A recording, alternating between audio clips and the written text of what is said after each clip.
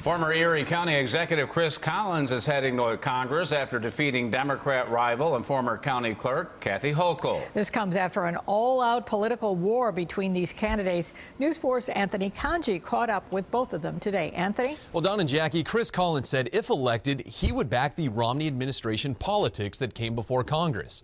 But with a second term for the president, Collins now says he hopes cross-party talk will get the country moving forward. After a grueling and at times bitter campaign by both sides that saw the vote nearly split down the middle, Congressman-elect Chris Collins says he's looking forward to getting to Washington and working with the president. Obama is the president, and I think he wants to leave office in 4 years with this country moving in the right direction, with unemployment under 6%, energy independence, and getting the deficit under control. So we share the same vision.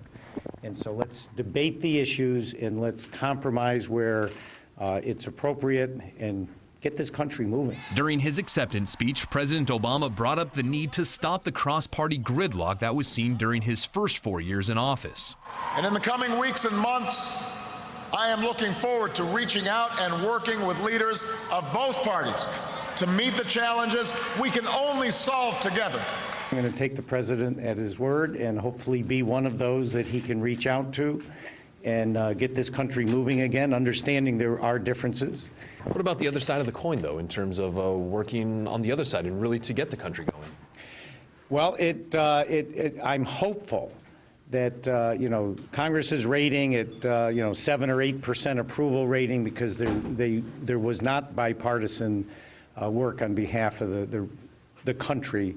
I also asked Congresswoman Hochul if she thinks Collins would contribute to the stalemate in the Republican-controlled House. I do hope that he will reach across the aisle, and if I can help with that process, it's so important because people want government they can believe in it and have the partisan politics stop. Hochul will return to Washington on Tuesday.